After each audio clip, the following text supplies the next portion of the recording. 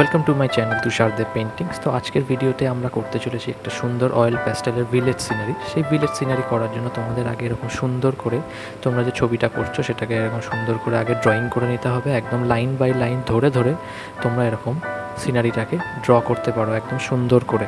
Drawing করার সময় তোমরা ট্রাই করো যে ইরেজার যাতে যতটা কম ইউজ করতে হয় তোমাদের। ড্রয়িং করার ক্ষেত্রে তোমরা 2B পেন্সিল ইউজ করতে পারো।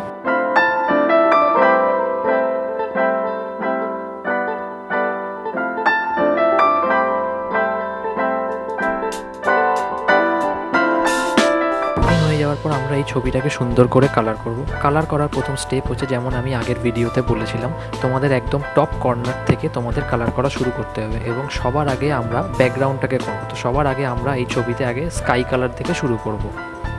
ঠিক এইভাবেই সুন্দর করে ছোট ছোট স্ট্রোক ধরে ধরে তোমরা পুরো স্কাইটাকে এরকমভাবে ফিনিশ করতে পারো। ভিডিওতে আমি একটু ফাস্ট ফরওয়ার্ড করে দেখিয়েছি, কারণ এরকম আস্তে আস্তে ধরে ধরে দেখাতে গেলে ভিডিওটা অনেকটা বড় হয়ে যাবে, তাই জন্যে আমি এরকম একটু ফাস্ট ফরওয়ার্ড করে দিয়েছি। কিন্তু তোমরা যখন কালার করবে তোমরা এরকম ধরে ধরে আস্তে আস্তে ছোট ছোট স্ট্রোক দিয়ে কালার করতে পারো। স্কাইটা হয়ে যাওয়ার পর এরপর আমরা গাছটাকে কালার। গাছের জন্য প্রথমে আমি লেমন ইয়েলো কালার ইউজ করেছি।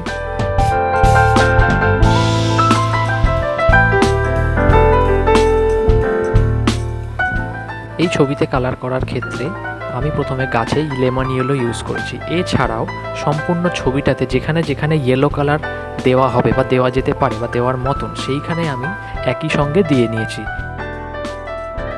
পর আমি ল্যান্ডের জন্য আমি একটু ক্রোম ইয়েলো ইউজ করেছি। সব জায়গায় তোমরা লেমন ইয়েলো একদম ইউজ করবে না, কিছু কিছু জায়গায় তোমরা ইয়েলোর কিছু ভ্যারিয়েশন শেডস দিতে পারো। বেশি কালারের ভ্যারিয়েশন থাকলে ছবিটা দেখতে ভালো লাগে। ইয়েলো দিয়ে নেওয়ার পর তারপর তোমাদের গাছে ইয়েলো গ্রিন দিতে হবে।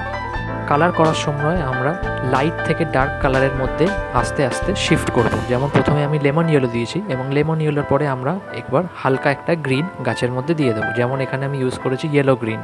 এরও সেম টেকনিক ইউজ করেছি, যেখানে যেখানে মনে হবে গ্রিন দেওয়ার মতো সেখানে সেখানে তোমরা একইবারে তোমরা গ্রিনটা পুরো ছবিতে দিয়ে দিতে পারো।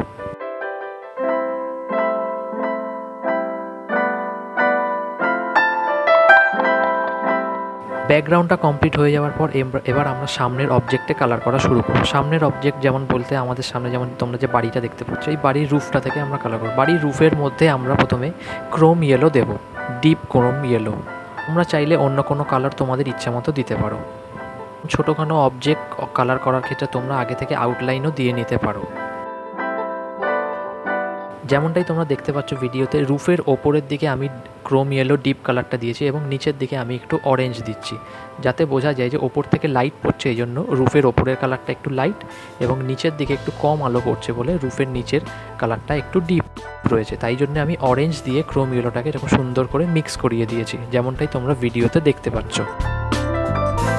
ঠিক একই রকম পদ্ধতিতে তোমরা দ্বিতীয় বাড়িটাকেও এরকমভাবে কালার করে দিতে পারো। ঘরের দেওয়ালের ক্ষেত্রে আমি এই জন্যে গ্রে কালারটা ইউজ করেছি, যেহেতু গ্রামের বাড়ি, যেহেতু গ্রামে খুব বেশি পাকা বাড়ি দেখা যায় না, তাই জন্য মাটির বাড়ি বোঝানোর জন্যে আমি এক্ষেত্রে গ্রে কালারটা ইউজ করেছি।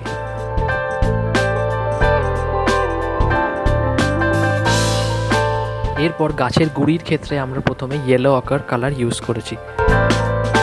গাছের গুঁড়িটা কালার করার ক্ষেত্রে এরকম ছোট ছোট স্ট্রোক দিয়ে তোমাদের পুরো জিনিসটাকে ফিনিশ করতে হবে।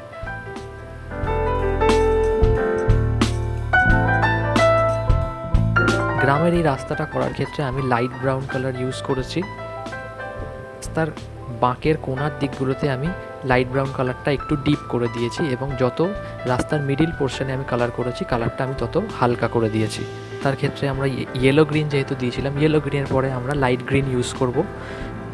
লাইট এই করার ক্ষেত্রে তোমাদের একটা জিনিস মাথায় রাখতে হবে, পাতাগুলো এরকম সুন্দর করে ধরে ধরে করতে হবে, এরকম ছোট ছোট স্ট্রোক দিয়ে, যাতে কালার করার পর গাছের পাতাগুলো সত্যিকারের পাতার মতো দেখতে লাগে।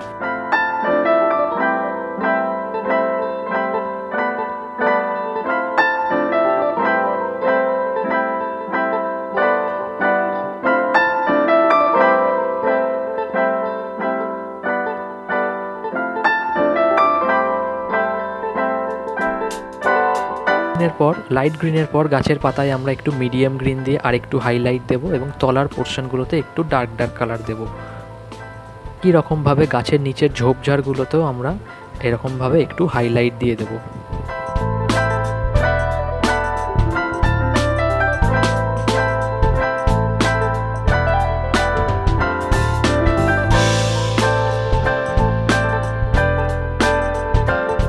এরপর আমরা যখন গাছের গুঁড়িটা করব, গুঁড়িটা করার ক্ষেত্রে ইয়েলো আকার দেওয়ার পর আমরা প্রথমে ব্রাউন ইউজ করব, নর্মাল ব্রাউন ইউজ করব। এই ক্ষেত্রে তোমরা একটা জিনিস মাথায় রাখো, গাছের গুঁড়িতে পুরোটাতে ব্রাউন দিয়ে দেবে না, যে কোনো একটা সাইডে তোমরা ইয়েলো আকার যে কালারটা আছে সেই কালারটা ছেড়ে দিতে পারো, যাতে ছবিতে কোন দিক থেকে আলো পড়ছে সেটা বোঝা যায়। এই ছবিতে যেমন আমি গাছের লেফট সাইডে ব্রাউন দিয়েছি, তোমরা রাইট সাইডেও দিতে পারো। এরপর গাছের পাতায় আরেকটু ডিটেল করার জন্য আমি এখানে প্রুশন ব্লু কালার ইউজ করেছি। ঘরের জানালা দরজার ক্ষেত্রে আমি লাইট ব্রাউন এবং নর্মাল ব্রাউন কালার এখানে ইউজ করেছি। ছবিতে যেমনটা তোমরা দেখতে পাচ্ছ, মেন সামনে যে সাবজেক্টটা রয়েছে সেই সাবজেক্টের ওপর বেশি ফোকাস করা হয়েছে বা বেশি ডিটেল করা হয়েছে। এবং সব শেষে কালার হয়ে যাওয়ার পর এরকম গ্লাস মার্কার দিয়ে তোমরা একটু আধটু টাচ আপস দিতে পারো। পুরো ছবিতে তোমরা গ্লাস মার্কার দিয়ে এরকম একদম ব্ল্যাক দিয়ে আউটলাইন দেবে না, যেমনটা তোমরা ছবিতে দেখতে পাচ্ছ এরকম কিছু কিছু জায়গায় তোমরা এরকম ফাইনাল টাচ এরকম দিতে পারো, যাতে ছবিটা দেখতে আরও রিয়েলিস্টিক এবং আরও ন্যাচারাল হয়ে ওঠে।